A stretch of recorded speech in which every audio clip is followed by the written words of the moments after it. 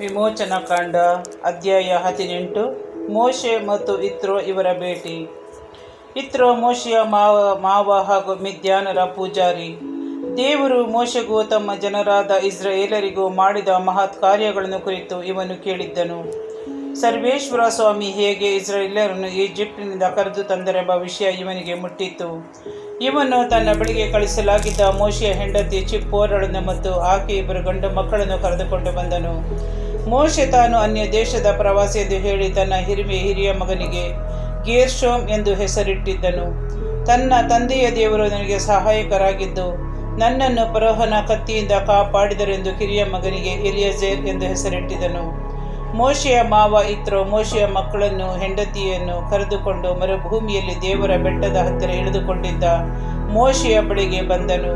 ನಿನ್ನ ಮಾವನಾದ ನಾನು ನಿನ್ನ ಹೆಂಡತಿ ಹಾಗೂ ನಿನ್ನ ಇಬ್ಬರು ಮಕ್ಕಳು ಬಂದಿದ್ದೇವೆ ಎಂದು ಮೋಶೆಗೆ ಹೇಳಿ ಕಳಿಸಿದನು. ಮೋಶೆ ಹೊರಗೆ ಬಂದು ತನ್ನ ಮಾವನನ್ನು ಎದುರುಗೊಂಡು ವಂದಿಸಿ ಮುದ್ದಿಟ್ಟನು. ಪರಸ್ಪರ ಯೋಗಕ್ಷೇಮವನ್ನು ವಿಚಾರಿಸಿದ ಮೇಲೆ ಅವರು ಡೇರೆಯೊಳಗೆ ಹೋದರು. ಸರ್ವೇಶ್ವರ ಸ್ವಾಮಿ ಇಸ್ರಾಯೇಲರ ಪರವಾಗಿ ಫರೋಹನಿಗೂ ಈಜಿಪ್ಟಿನವರಿಗೂ ಮಾಡಿದ್ದೆಲ್ಲವನ್ನು ಮತ್ತು ದಾರಿಯಲ್ಲಿ ತಮಗುಂಟಾದ ಎಲ್ಲ ಕಷ್ಟ ದುಃಖಗಳನ್ನು ಹಾಗೂ ಸರ್ವೇಶ್ವರ ಹೇಗೆ ಅವುಗಳಿಂದ ಕಾಪಾಡಿದರು ಎಂಬುದನ್ನು ಮೋಶೆ ತನ್ನ ಮಾವನಿಗೆ ವಿವರಿಸಿದನು. ಈಜಿಪ್ಟಿನವರ ಕೈಯಿಂದ ಇಸ್ರಾಯೇಲರನ್ನು ಬಿಡಿಸಿ ಸರ್ವೇಶ್ವರ ಅವರಿಗೆ ಎಷ್ಟೆಲ್ಲ ಉಪಕಾರ ಮಾಡಿದ್ದಕ್ಕಾಗಿ ಇತ್ರೋ ಸಂತೋಷಪಟ್ಟನು. ಈಜಿಪ್ಟಿನವರ ಕೈಯಿಂದಲೂ ಫರೋಹನ ಕೈಯಿಂದಲೂ ನಿಮ್ಮನ್ನು ಬಿಡುಗಡೆ ಮಾಡಿದ ಸರ್ವೇಶ್ವರ ಸ್ವಾಮಿಗೆ ಸ್ತೋತ್ರವಾಗಲಿ. ಆತ ತನ್ನ ಜನರನ್ನು ಅವರ ಕೈಯಿಂದ ಬಿಡಿಸಿ ಆ ಈಜಿಪ್ಟಿನವರು ಯಾವ ವಿಷಯದಲ್ಲಿ ಗರ್ವ ಪಡುತ್ತಿದ್ದರೋ ಆ ವಿಷಯದಲ್ಲಿ ಅವರನ್ನು ತಗ್ಗಿಸಿದ್ದಾನೆ. ಆದ್ದರಿಂದ ಸರ್ವೇಶ್ವರ ಸ್ವಾಮಿಯ ಎಲ್ಲ ದೇವರುಗಳಿಗಿಂತ ದೊಡ್ಡವರೆಂದು ಈಗ ತಿಳಿದುಕೊಂಡಿದ್ದೇನೆ ಎಂದು ಹೇಳಿದನು. ಅದು ಅಲ್ಲದೆ ಮೋಶೆಯ ಮಾವ ಇತ್ರೋ ದೇವರಿಗೆ ದಹನ ಬಲಿಯನ್ನು ಹಾಗೂ ಇತರ ಬಲಿಗಳನ್ನು ಸಮರ್ಪಿಸಿದನು. ಆರೋನನು ಹಾಗೂ ಇಸ್ರಾಯೇಲರ ಹಿರಿಯರು ಬಂದು ಅವನ ಸಂಗಡ ದೇವರ ಸನ್ನಿಧಿಯಲ್ಲಿ ಸಹ ಭೋಜನ ಮಾಡಿದರು. ನ್ಯಾಯಾಧಿಪತಿಗಳ ನೇಮಕ. ಮಾರನೇ ದಿನ ಮೋಶೆ ಜನರಿಗೆ ನ್ಯಾಯ ತೀರಿಸಲು ಕುಳಿತಿದ್ದನು. ಬೆಳಗ್ಗೆಯಿಂದ ಸಂಜೆಯವರೆಗೂ ಜನರು ಅವನ ಸುತ್ತಲೂ ನಿಂತಿದ್ದರು. ಮೋಶೆ ಜನರಿಗಾಗಿ ಮಾಡುತ್ತಾ ಇದ್ದುದೆಲ್ಲವನ್ನು ಅವನ ಮಾವ ನೋಡಿ, ಜನರಿಗೋಸ್ಕರ ಇಷ್ಟು ಪ್ರಯಾಸ ಪಡುತ್ತಿರುವ ಏಕೆ? ಬೆಳಗ್ಗಿಂದ ಸಂಜೆಯವರೆಗೂ ಜನರು ನಿನ್ನ ಸುತ್ತಲೂ ನಿಂತುಕೊಂಡಿದ್ದಾರೆ. ನೀನು ಒಬ್ಬನೇ ನ್ಯಾಯ ತೀರಿಸಲು ಕುಳಿತುಕೊಳ್ಳಬೇಕೆ ಎಂದು ಕೇಳಿದನು.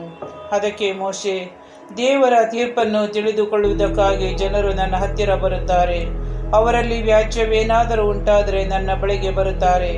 ನಾನು ವಿಚಾರಣೆ ಮಾಡಿ ಅವರಿಗೆ ನ್ಯಾಯ ತೀರಿಸಿ ದೇವರ ಆಜ್ಞಾವಿಧಿಗಳನ್ನು ಬೋಧಿಸುತ್ತೇನೆ ಎಂದು ಉತ್ತರಿಸಿದನು. ಅದನ್ನು ಕೇಳಿದ ಇತ್ರೋನನ್ನು ಮೋಶೆಗೆ, ನೀನು ಮಾಡುತ್ತಿರುವುದು ಸರಿಯಲ್ಲ. ಈ ಕೆಲಸ ಬಹು ಕಷ್ಟಕರವಾದುದು. ನಿನ್ನೊಬ್ಬನಿಂದಲೇ ಅದನ್ನು ನಡೆಸಲಾಗದು. ನೀನು ನಿನ್ನ ಈ ಜನರು ಖಂಡಿತವಾಗಿ ಬಳಲಿ ಹೋಗುವಿರಿ. ಆದ್ದರಿಂದ ನನ್ನ ಮಾತನ್ನು ಕೇಳು. ನಾನು ಕೊಡುವ ಸಲಹೆಯನ್ನು ಗಮನಿಸು. ದೇವರು ನಿನ್ನೊಡನೆ ಇರುವರು.